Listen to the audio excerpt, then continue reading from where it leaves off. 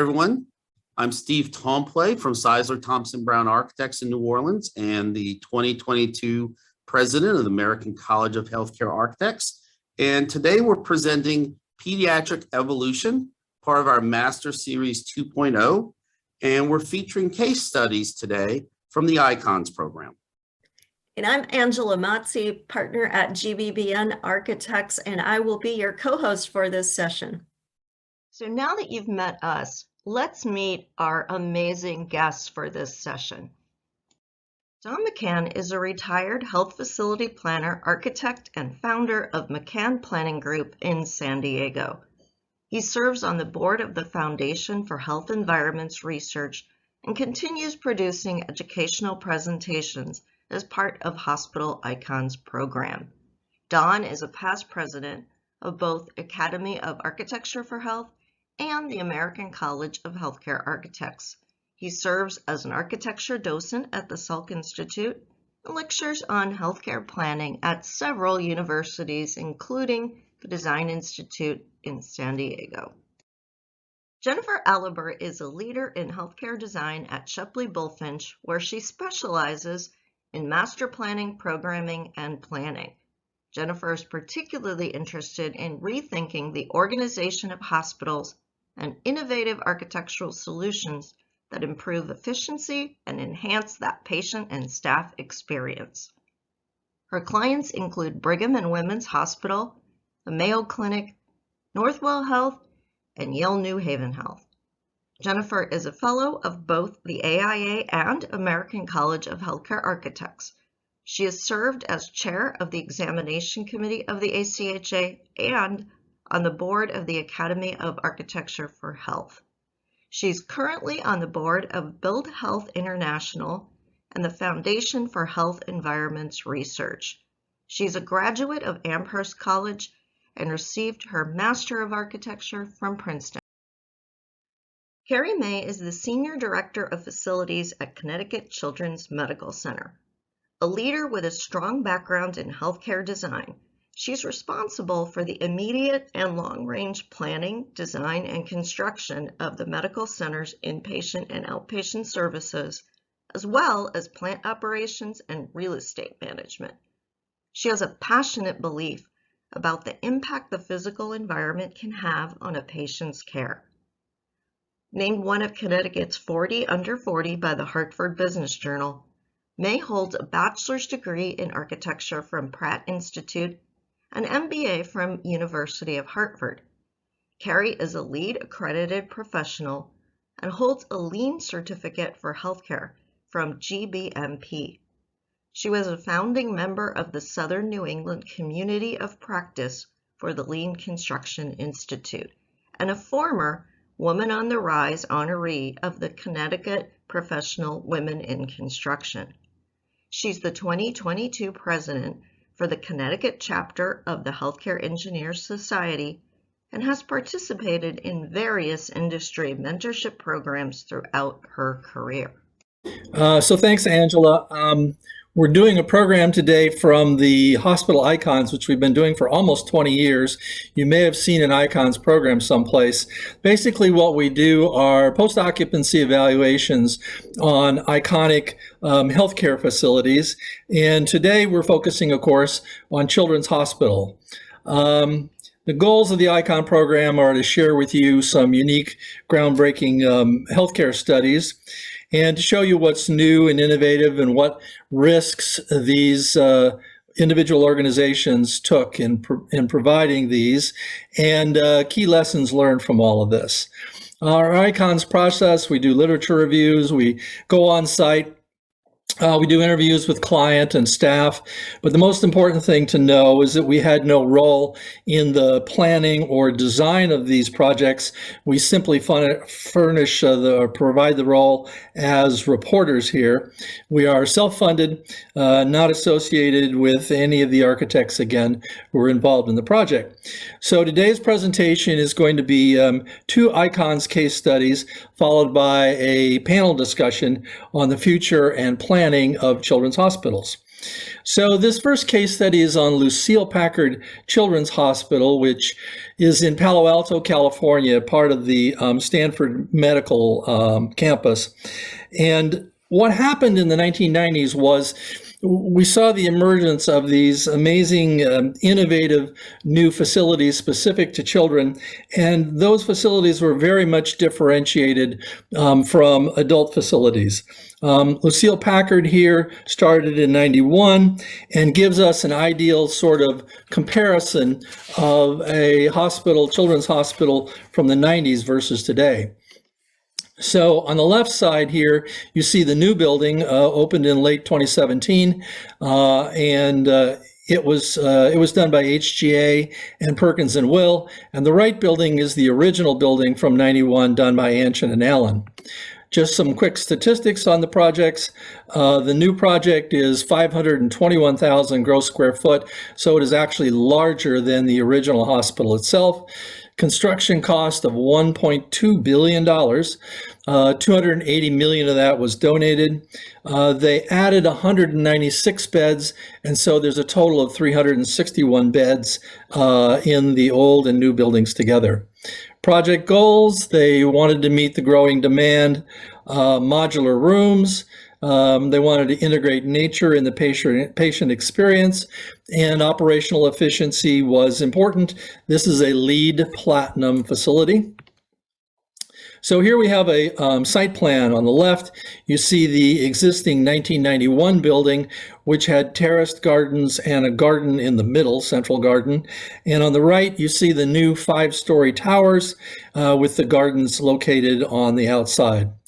So the gardens are a unique feature of Lucille Packard Children's Hospital. This is the Dunleavy Discovery Garden. It is a space for exploring for the kids. Kids in wheelchairs can access all of this space. AECOM did the landscape in conjunction with numerous other landscape artists. Animal kingdoms abound here. There's a rock wolf and a prairie dog village and dinosaurs. So we're going to take now a real quick tour of the new building, starting with the entry areas. On the left, you see an original check-in area. So back in the 90s, the most secure areas were basically the maternity areas. Now, Lucille Packard requires photo badges for anyone who comes in to visit. So the new lobby has 4 check-in stations for security and reduced the lines from the old building that used to be there. This is a ground floor plan. The new building on the right, surgery is marked in a red box, imaging in blue. And the thing that's important here is that they're not in the basement of the hospital, but they are adjacent to the lobby space that you can see there. This is the main lobby. It's a soaring space with these bird sculptures up flying around the ceiling and windows out to one of the garden spaces. There is an admitting and waiting function here. So there's a large admission center off of the lobby. Surgery and imaging both have their waiting in the main lobby space. You can see here some privacy alcoves for the families, and there's lots of waiting that goes on with peds, just not only for inpatients, but for outpatients coming in for imaging and surgery as well. Surgical unit, 6 existing ORs plus 6 new ORs, hybrid OR, an OR with MRI, and 32-bed PACU. This is imaging, 4 cath labs, PET scanner, MRI, and then all these imaging rooms have these kind of unique artistic designs to them. Art programs are a major part of the planning of the new hospital, and so they are strategically planned just for children. You see here a focus group with the kids looking and selecting animals to go throughout the building. In fact, animals are a real wayfinding tool, as each of the nursing unit has a selected animal group to identify with. The art program here is massive. There's 150 different artists who created over 500 custom pieces of art. Here you see a family of robots and a cow made of 1,000 toys. So this is called Sophie's Place, and it's a music studio. And the idea of it was to provide a place where patients and families could record videos of what's happening to the young patients through their course of stay at the Children's Hospital. And of course, this was expensive, and people asked the question, well, why do we need a recording studio in a children's hospital? And that was until a young patient and her father came in and decided to do a video about making paper butterflies, and we'll show you that. On the next one, we're going to do after a couple days. I'm going to teach you guys how it feels like to have cancer, because I have cancer and I go to this awesome hospital. It's like Disneyland, and we're making this video in here, right in this hospital right now, because I have cancer and I have a bald head. And you lose a bunch of your hair when you have cancer. So, on the next video, we're going to show you how it feels like to have cancer. It's going to be very informative. I think it'll help a lot of kids, right? So let's get back to this video. Sounds good. So obviously, Sophie's Place was a big hit, and it's still there today, and I'm sure it'll be there through the future. This is a typical patient floor. Each of the floors has the same footprint, different than the original building that was kind of stair-stepped like a birthday cake. All the floors are the same size, same modules. There are two 24-bed units on each floor. One is critical care and one is med-surg. This is floor plans, typical patient room. The new rooms are a little bit smaller at 300 square feet apiece. They're all privates. The original hospital had some semis. Substations for viewing into the hallways, double toilet doors for better access. The ICU version of this same plan has sliding glass doors. So these patient rooms can be modified to be ICU or a standard med-surg bed. And you see here a typical ICU unit with those glass sliding doors. There are 3 nursing stations for every 24 beds in the critical care units. This is a typical med-surg room, more family space than they used to have before. The room now sleeps 2 adults. So just a little wrap up to summarize. The 1990 hospital had those terrace gardens for relaxation. The new hospital, or the new addition to the hospital, has gardens that are interactive spaces and spaces of discovery. They are adjacent to the hospital, not in the hospital buildings themselves. They've expanded the lobby functions because there's lots more waiting going on. And there's edutainment space like that story room and Sophie's Place as part of the lobby. The art programs, the art pieces are strategically located to maximize interaction, and nature is kind of the unifying theme that works not just for young children, but for adolescents as well. Here's a typical patient room that again are now all privates with the substations and the modular footprint that allows them to flip back and forth as they need more med-surg or ICU. And just a quote from the architect Dan Rechtenwald of HGA, that the building is built upon the unique principles of the original, but the new 2018 building was sort of based on a whole set of new space planning principles. And a few credits to all those at Lucille Packard, the architects, the art consultants, and others who consulted with us on this case study. Okay, so when Don and I thought about doing this focus on children's hospitals, and we called it When Children's Hospitals Grow Up, I was less interested in the old versus the new, but much more interested in how similar these two projects, Lucille Packard and Lurie in downtown Chicago, were in terms of program. In fact, most of the elements are almost identical. We probably could have switched nursing units and the patient room, and most people wouldn't know which was which. But what really fascinated me about this was when children's hospitals literally grow up. This is a high-rise healthcare building, and I found that fascinating. So Ann and Robert H. Lurie Children's Hospital in downtown Chicago is that, and Anderson Mikos were the architects. Children's Memorial was in Lincoln Park. That's about 3.5 miles from Streeterville, and they'd had an academic affiliation with Northwestern University, and that was one of the key drivers for when they moved. The old place, completely residential, really didn't allow the facility to grow. You couldn't get there from here. It was the total, build another thing, build another thing, build another thing, and it just never went together. Bridges and tunnels are incredibly important to this facility. There's a parking garage directly south of the hospital. That's very important, as I'll talk about in a moment.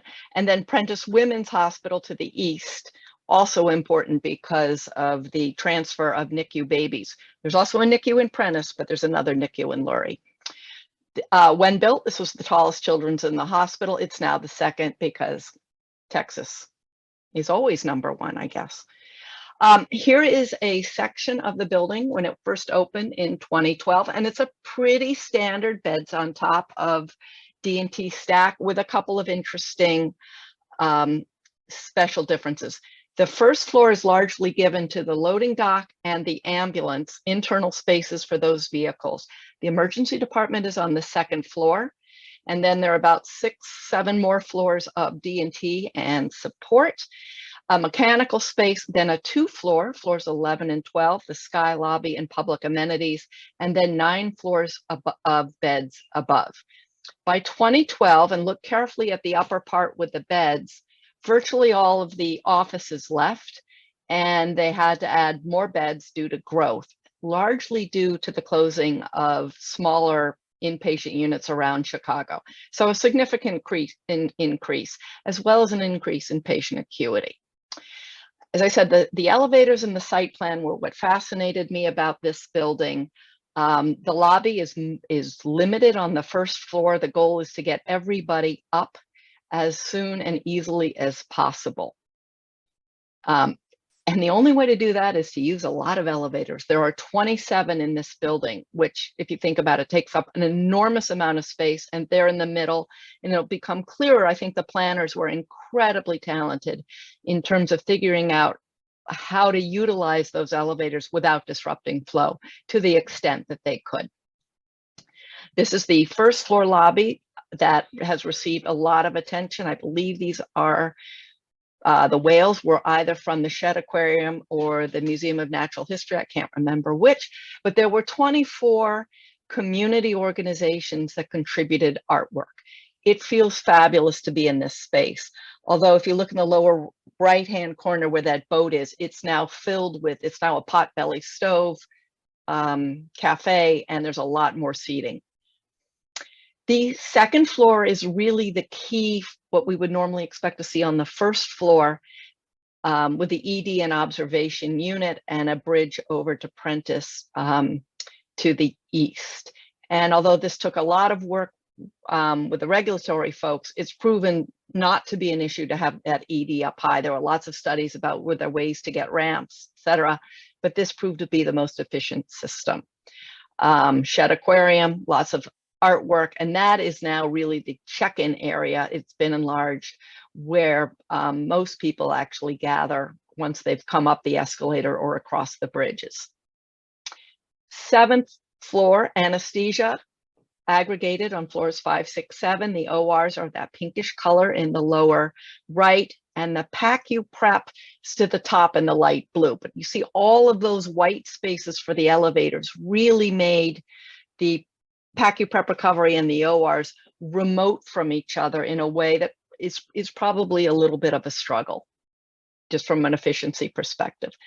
11th floor, the Crown Sky Lobby, double height space. And this is, again, where you have to get off the first set of elevators if you're going up to the beds and do a transfer at this point.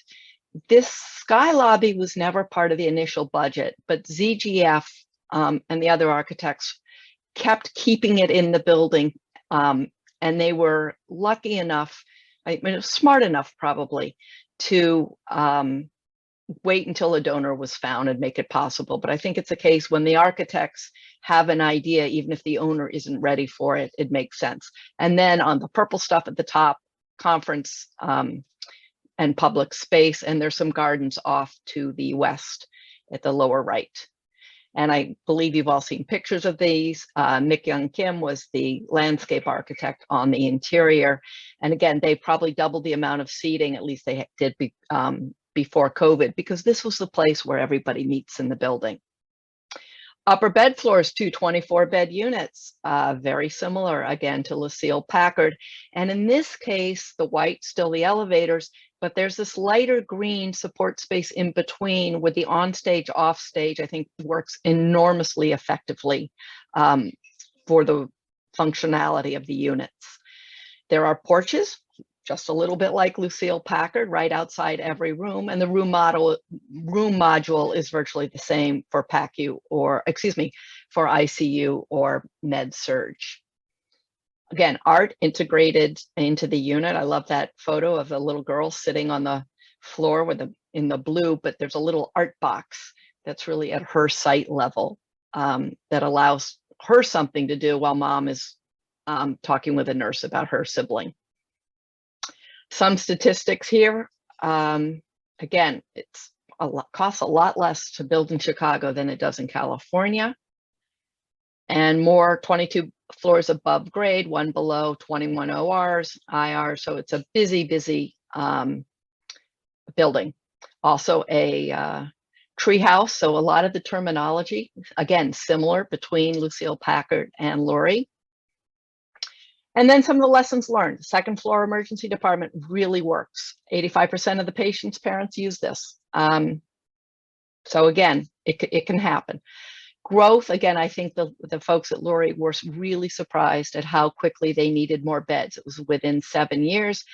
And again, there had been office space that had been designed to be soft space, and that worked. It does mean that there's an extraordinary amount of square footage in leased office space in the neighborhood.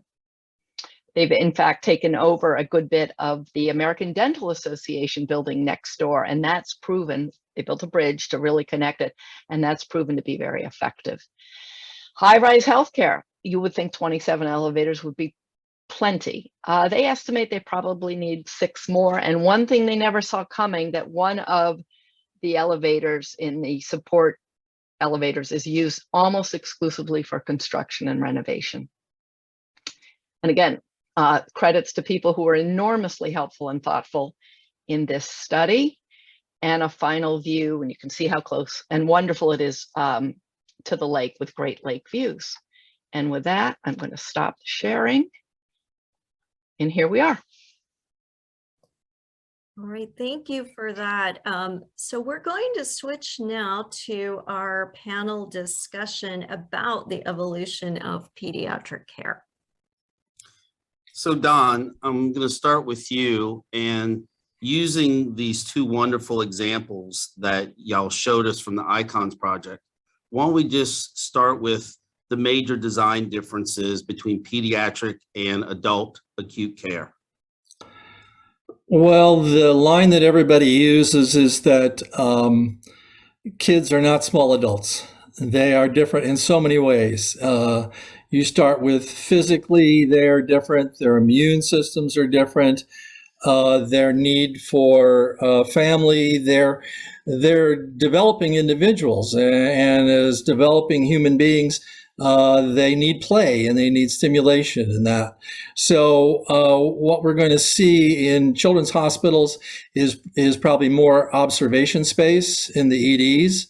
Length of stay in children's hospitals are shorter than adult tertiary centers. I think like 3 days is an average, but then some children are there chronically for weeks on end. You've got the play spaces you need to add. And of course, you've got the family component, because the families are sort of moving into the patient room with them. And so all of that has to be figured into the space allocation for a children's hospital. So very true. And the line about the not small adults just rings true with all of these type projects. Jennifer, anything to add that you saw specifically in the Chicago example related to this difference? Well, I guess in a way, I think of it the flip. How are they similar? And I would argue that that adult hospitals have taken advantage of the spearhead of pediatrics and many of the same elements that first appeared in children's hospitals are now part of adults. It's still harder to do fundraising, but our expectations are the same. So, we now expect the family to be able to, at least a partner, to be able to sleep in the room. We expect better artwork. We expect privacy. So Don's absolutely right. Children are not just little adults, but adult hospitals have really benefited from the development of children's hospitals in a way I would not have, I don't think any of us thought 25 years ago. Yeah, I think that's a great point, especially about the family and the advocacy spaces that have really crept into the adult side that no one was even talking about 20 years ago. Carrie, what are you seeing in your practice related to this difference or similarity in some cases? Yeah, I am going to have to agree with both of the comments made already. I think that family-centered care is the only way to design in pediatrics. So we're seeing room sizes that have to be accommodating of both the family members that want to stay over, and it's usually two parents, not just one. We have siblings to contend with, so sometimes you're designing for not just the sick patient, but also the well sibling, and how you keep them occupied. Silly things like bathrooms. We talked about a couple of different concepts with the last two ICON studies. What I thought was really interesting was the idea that you could switch a med-surg unit to an ICU unit by simply swapping out the door. And what's interesting about that from an adult design perspective is ICUs in adult worlds don't have toilets. So, we think about things a little bit differently in pediatrics because we really care for the whole family, not just for the child. And those support spaces have a substantial impact on the footprint and really the number of beds that you can account for in an overall floor plan. So where you might be able to get a higher bed count on the same floor plan in an adult facility, the pediatric facility with all of the various support spaces that you have to account for, the family space, the playrooms, the child life storage, all of a sudden your bed count starts to drop and you get into conversations that are, at an administrative level, a little bit more difficult to have. We don't have room for offices in the floor plans anymore. You saw, that the Chicago example, they started to strip out all of the offices from their main hospital. That is a constant battle in my world. The office presence in the clinical setting is becoming more and more rare because we can't afford to allocate that type of square footage for administrative purposes anymore. It has to be every square inch really is used for clinical treatment. I think that's a great point. And, Carrie, being as you are actively working at a hospital, what are you seeing in terms of balancing empathy and the patient experience along with providing state-of-the-art care? Are you noticing that there's, things you have to balance in that so that it doesn't feel scary to the children? Yeah, I think as designers, we always have to push the envelope a little bit in terms of what stereotypical healthcare looks and feels like. It's something that I'm really proud of being a part of a children's organization that is prioritized that type of questioning attitude. And the reason I say that is because healthcare can be very vanilla if you let it be, right? There's a lot of regulations, there's a lot of rules, and at the end of the day, you could put out a square box and it meets all those code minimums. And you can walk away and say, okay, job done.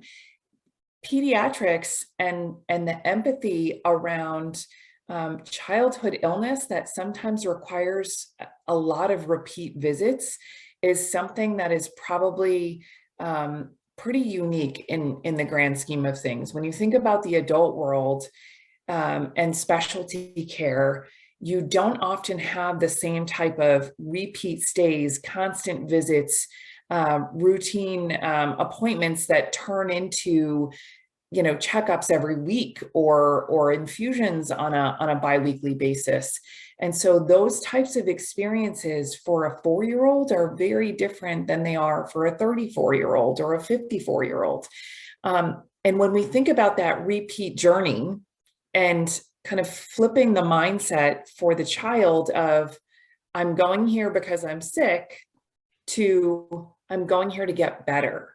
And that little tweak of our words as designers can make a significant impact in the outcome of the patient's stay. And I think that that's just, it's a critical part of what we do, and why, like I said before, I'm just, I'm thrilled to be a part of the pediatric experience because of that, because we get a lot more leeway, I think, sometimes than our adult counterparts. Yeah, and I loved what you said about going to get better, right? Feeling positive about the experience is so important. So Dawn, as you've looked at multiple facilities over the years as part of the ICONS program, do you notice a difference in how academic medical centers like Lurie Children's and Lucille Packard approach pediatric care to what a community hospital might do? Or are they just a scaled down version of the same approach? Well, once upon a time, we used to have things called pediatric units in community hospitals, but more and more they've just kind of disappeared because the larger academic tertiary and quaternary children's hospitals have kind of taken over in that area. So we, with children's hospitals, it's go big or go home. And so the community hospital just couldn't keep up with the varied census that would come through the course of the year. It was just really hard to manage those things. And so more and more, the community hospital provides the observation role. And then if anything looks serious, we move them right over to the children's hospital. Now that can change. I did a women's center at a large hospital in Little Rock, and they had a NICU and a PICU, and I was shocked to see how much of the business in the NICU and PICU came via the helipad. And that was because Arkansas is a rural state. And so none of these tertiary services for kids were available out there. So it was all being flown in because that was like the only game in the state, the only place you could go for a really high acuity case. So the academic centers are quite different than the community hospitals. Yeah, Jennifer, what would you add to that discussion? No, I think that's really, it really is that. And the consolidation, I think if you live near a children's hospital, it's kind of great. If you don't live near, it's kind of, that's where you're going to be going should you need that care for your child. But there isn't really going to be local pediatric care on the inpatient and high technology side. Just it's unaffordable from a specialist perspective. It's not so much space, it's getting the specialist and then the stuff, because you got to have one of everything for somebody this big, if you can be 16 and be 6'4", so that's a lot. It's probably 3 beds or 4 beds for every slot or bed type that you got to store somewhere. So Jennifer, do you want to talk about that? Because, we're seeing older adolescents coming back to the children's hospital just to get access to that specialist? You will never find a pediatric cardiologist who wants to give up that patient. And now that they're living into their 20s, 30s, and 40s, it's a little bit the same with the cancer centers. A huge percentage of that volume are survivors, which is terrific, but they were really built for treatment. So it's an interesting model of, I think everyone wants to keep what they have and then extend it as that patient grows older. But it does bring up the issue of style and character and feel. Even, I look at some of these facilities and I wonder what it would be like to be a 15-year-old in the space that looks like it's really designed for a 6-year-old. Well, what is it like to be a 34-year-old in a space that was designed for a 16-year-old? And so that's a harder challenge in terms of character and feel. that adolescent young adult population. Carrie, how are you seeing that dealt with at your facility? Yeah, it's a great point. And, you know, honestly, it's a balance, right? You have to try and understand how to please the 2-year-old and how to please the 17-year-old. And not everybody has that common thread that is kind of the easy button of design, right? We have created in certain areas of our hospital specialty areas for our AYA population. So, for example, our HEMONC unit, both inpatient and outpatient, within the last year or so, we recently opened and renovated teen lounge for AYA patients. Like I said, we have one on our inpatient floor as well as one in our outpatient infusion area. And they were just eternally grateful for the consideration. They were a big part of the design process. They had a lot of influence around, you know, areas for quiet reflection, areas for gaming, areas for social interaction.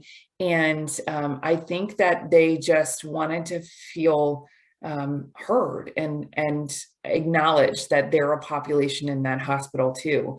You know, what's interesting to me is that in that same unit, we actually have, it's an older toilet room, but it's one that was designed for a toddler population. So it's got kind of the mini toilet.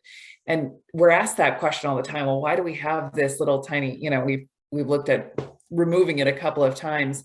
You think about the short window of the patient that serves, the size of that toilet. And you think about the lifespan of a pediatric patient, right? So if somebody comes to us when they are 2 years old and they're here for a congenital heart condition, well, now we're moving into adult congenital programs because adult cardiologists don't know how to handle the pediatric patients that we're putting out. We've rebuilt their hearts in some cases. And so we're you know, as Jennifer mentioned, hanging on to these patients longer and longer. So it's not even just the AYA population. It's like, okay, great. We've got a little target audience with AYA. We can, you know, hone them in, and that kind of gets to our sometimes like our adolescent and kind of younger teens, maybe tweens, even all the way up through maybe, I'll say early 20s, but then what happens, right? Are we designing our spaces for the 24-year-olds? Because, you know, with the changes in insurance coverage, we're actually getting, you know, some kids that are still on their parents' insurance through college up to age 26. They, you know, sprained an ankle playing football in an intramural, and they come see us. So we have a pretty broad range of patients that we have to plan for, and it's a challenge. You know, the design aesthetic matters in that case, and how do you not ostracize one group while still, you know, kind of going for your target audience. So I don't know that anybody's solved for it effectively, but I think I'm always looking for new and creative ideas. So if anybody has any, I'm happy to take those.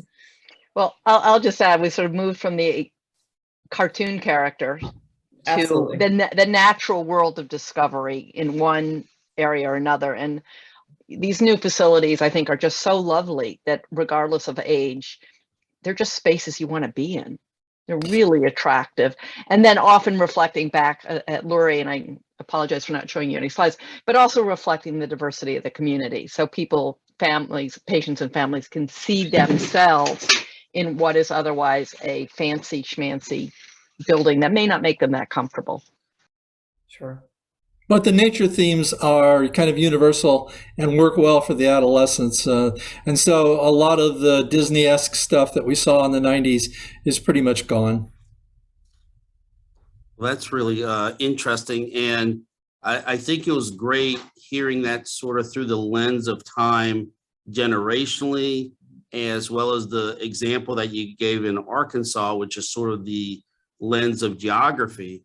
Now, looking at information, which is now one of the biggest currencies in our lives, how has the amount of information that's available to families and even to some of the children who are patients in these facilities.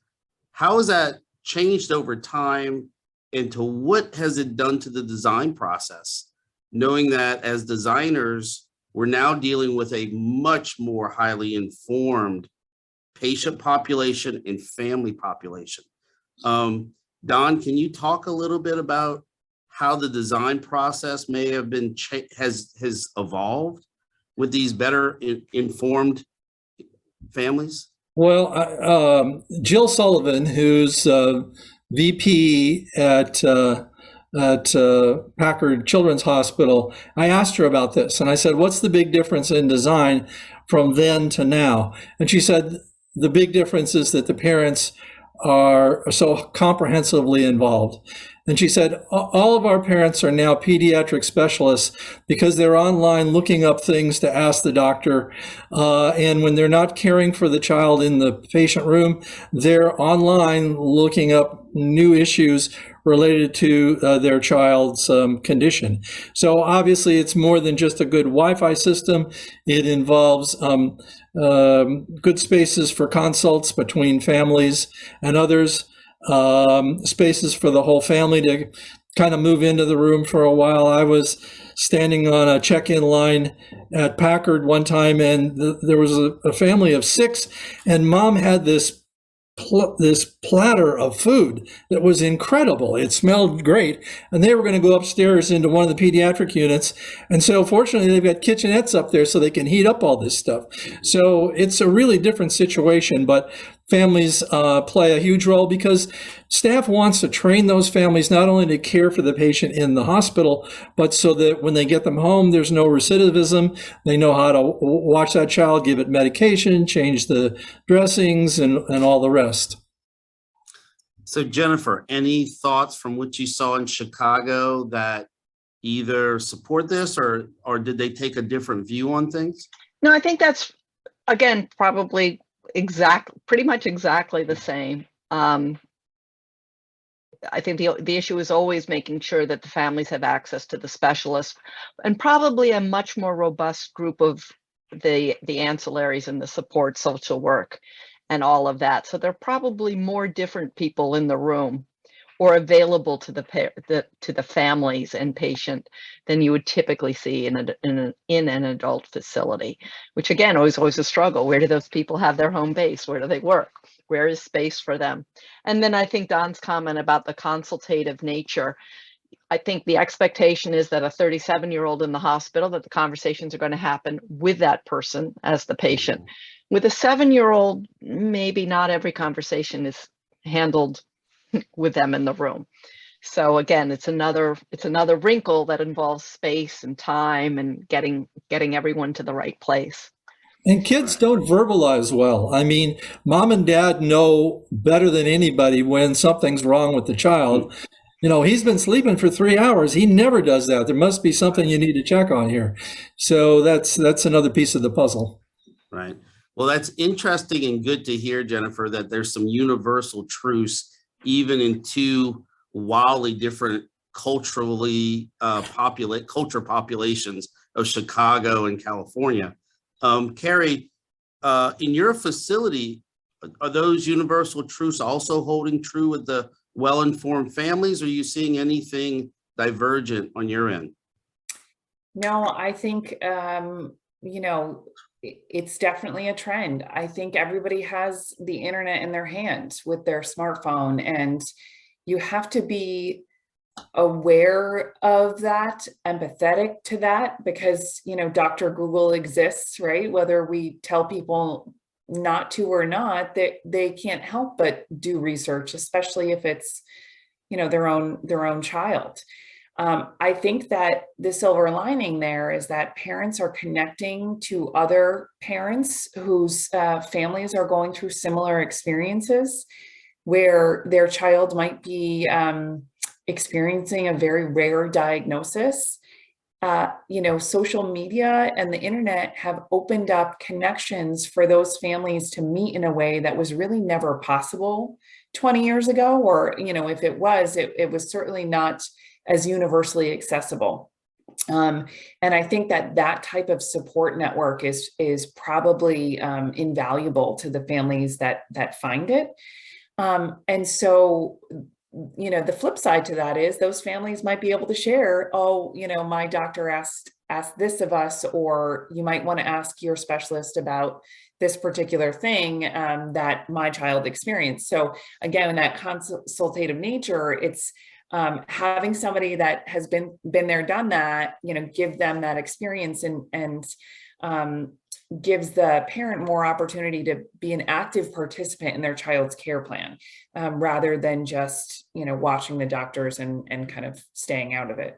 I think Jennifer and Donald really just hit it on the head. This space is important. So the families are living in the rooms with them, or if the families don't want to be in the room because their child is going through a particularly rough diagnosis or illness, those support spaces outside of the room that give the family somewhere private to decompress.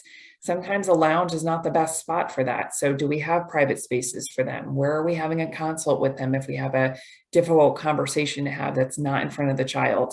All of those things aren't quite there in the adult world, because as Jennifer mentioned, you're generally having a conversation directly with that patient. So it is a little more complicated from a space perspective, and it's one of the reasons why we're so challenged to find the rooms that we need for everything. Aside from the basic equipment storage needs that we have.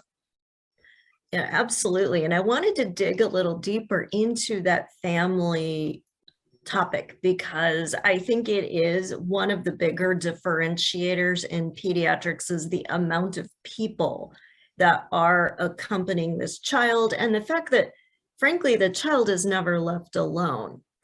Parents are very reluctant to even go to the cafeteria if there's no one else to sit in the room with their child. So when we think about things like amenities, what are the most valuable ones? Are they on units? Are they throughout the hospital? What have you seen families really ask for or appreciate in terms of the amenities that help support their stay? Better food. They're always looking for food 24 hours a day. They want to be able to go down to the cafeteria and get something to eat or bring something up. Right. But it is a different menu. A lot of mac and cheese. And what the kid eats at home is typically available in a pediatric facility. I don't think I've seen mac and cheese in an adult facility most often. So Don's actually right. Food is a part of it. And the visitation hours are usually longer. I don't know, Carrie, do you have 24-hour visitation, or can families be there 24 hours? Technically, yes. We really don't have a no visiting. I mean, it's not common for somebody to come in that late or off hours, but generally speaking, we don't stop them. COVID has been an interesting time frame for us, because at one point we did restrict the number of visitors and the types of visitors that were allowed at our hospital. One of the first changes we made was that sibling visits were not allowed, because we were, very concerned for the pediatric population, for those patients of ours that were immunocompromised, for somebody that might be bringing in germs, and then eventually eliminated it to even just one parent. And that was just such a struggle. We have outpatient services in our hospital. And so families coming in, take a single mother. She has nothing that she can do with, the other two siblings that are coming along for brother or sister's visit. And so we had to make exceptions. And we did it on a one-off basis. We, generally speaking, would kind of take it on a case-by-case situation, but it was a challenge to keep the volume down in the hospital in a time when, there was so much unknown about, how do we deal with waiting rooms? How do we deal with the volume of people and sharing spaces? And so, trying to cut down on visitation in a children's hospital is probably one of the most difficult things we've really ever taken on. I will say that in general, I think that healthcare is doing a lot of crossover with hospitality. So Donald and Jennifer had mentioned food. I mean, we're talking about room service now because food is such an important part of the stay. We're talking about things like smart rooms. Now, we haven't gone there yet, but can you imagine a day when somebody could say from their chair next to a patient, hey, Alexa, order me a hamburger and have it here in a half an hour. We're starting to look at that type of technology and that crossover and that service industry style because it's what patients are expecting. It's really a different world out there when it comes to healthcare. And I think that in pediatrics especially, people have choices and we're kind of always aware of that, right? So we talked a little bit earlier about what's the difference between that community hospital and that true freestanding pediatric independent children's hospital. We focus on kids. That's all we do. We have the best specialists, but we also know that people that have those types of choices will get on a plane if they need to. They will seek out the best care that they can possibly get. I'm at Connecticut Children's. We're drivable to several other children's hospitals. So the hospitality side of what we do it plays a role, right? If you don't think that you're going to get a good care experience, a good empathy package, a good, meal with the specialist that you're seeking out, it might impact your choices. So they're all playing a role in the future of our design choices. And it's easy to think that some of the things, Don's clip of the little girl in the studio, that's an extra, and it is. But there are lots of spaces like that in a lot of the especially the larger pediatric facilities. And it's partly to normalize the experience for a child who might be there for a week, get them out of their room with somewhere to go. An adult, you can say, just take a lap. Look at the little hearts every 3 feet, know how far you've worked. And that doesn't work with a 7-year-old. So these almost experiential, Lori has a fire truck that a kid can, pretend to drive, actually go in the cab. It was donated. I think it was one of their larger crane lifts to get that thing in the building. But that's really important also for families who the parents may not leave, and they may have a sibling, but it gives them somewhere else to walk and go other than just the cafeteria or the lobby. So I don't think they're extra. I think they're important. And there's a nice variety, but there's a nice variety of them as well. When I was at Lori last, Superwoman showed up in costume in one of their big play areas. So there's a lot more of that kind of thing, which again, thankfully, a lot of these kids are in the hospital a lot that we don't think of the same way for adults.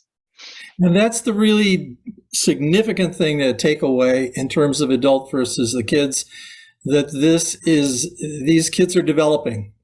And, for instance, at Lucille Packard, they have a school there for the older kids not to lose time in school. And the play, that is the business of children, is play.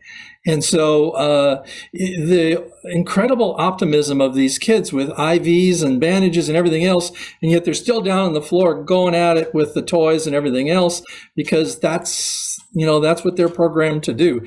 So in the planning and design of any of these children's hospitals, it's the developmental aspect of this for the child that has to be remembered as different than an adult.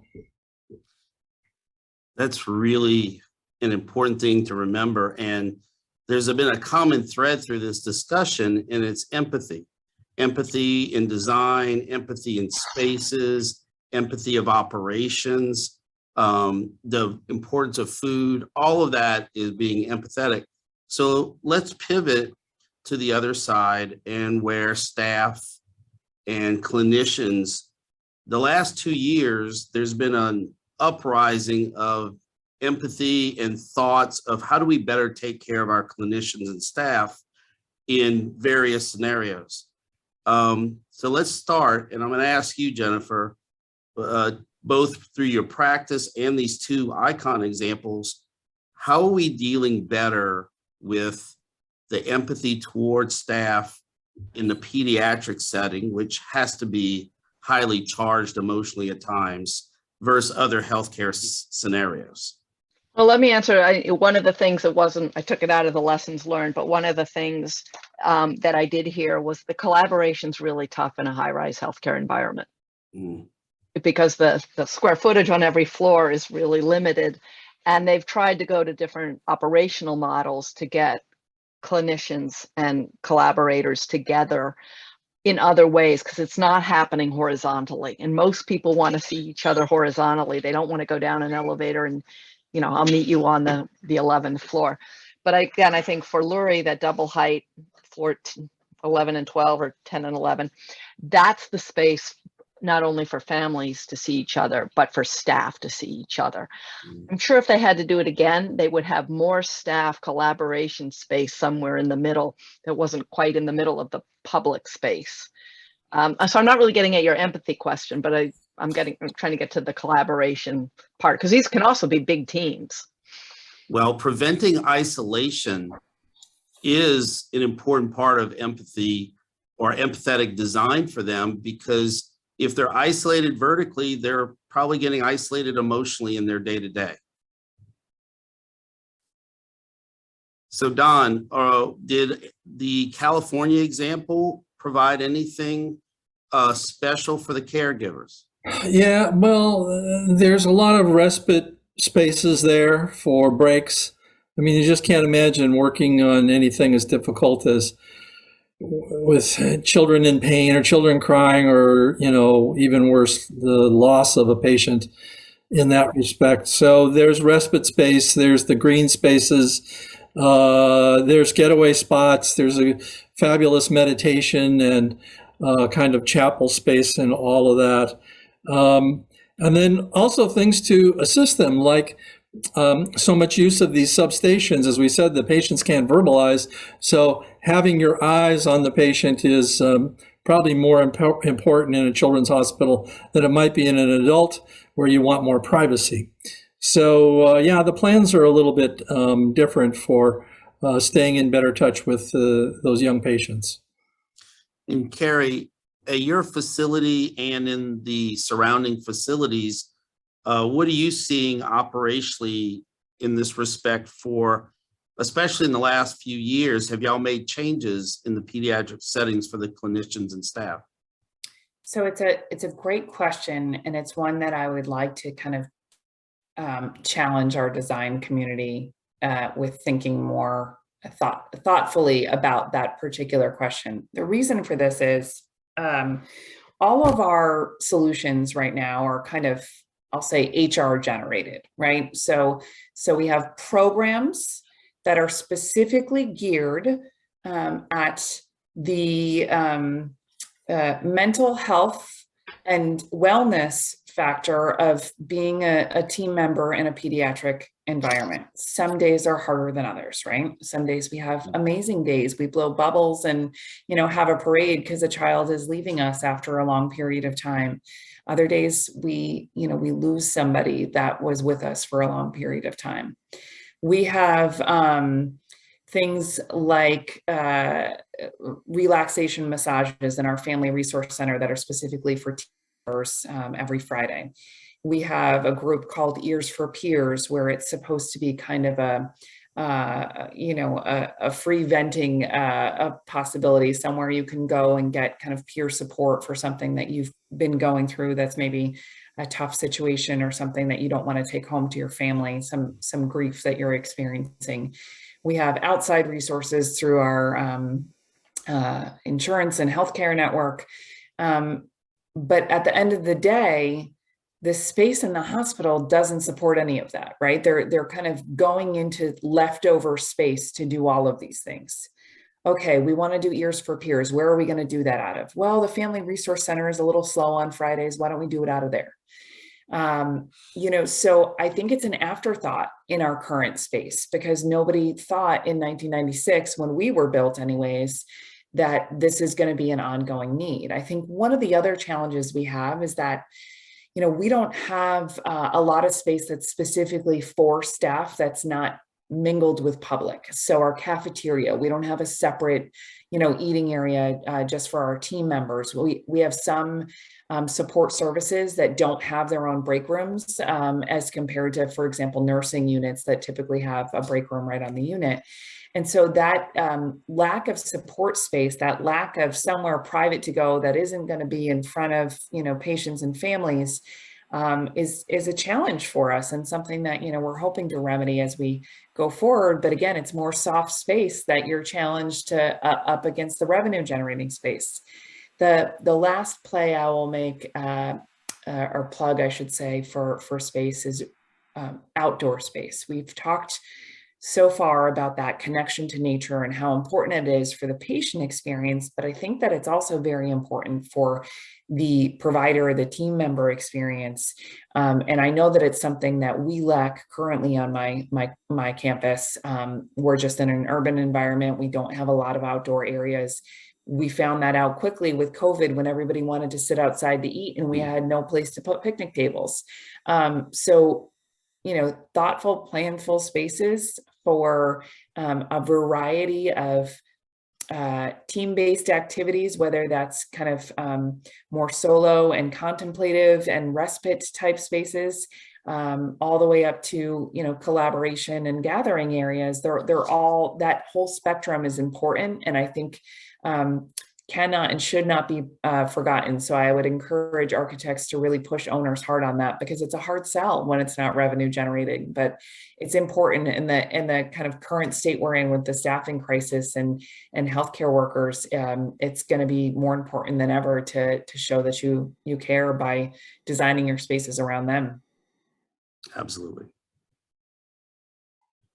Thank you so much for all of your thoughtful answers. And I think especially going back to encouraging staff to get the respite they need by providing spaces that are meaningful for them is so important. And I loved everything we explored about the family experience and the patient experience. I think this really, even if you've done pediatric work before, I think there were many insights here today that were something new or something from a different perspective and different lens. So thank all of you for joining us today, and we really appreciate everything that you shared. Thanks, guys. Thanks for having us. Wonderful to join you. Thank you.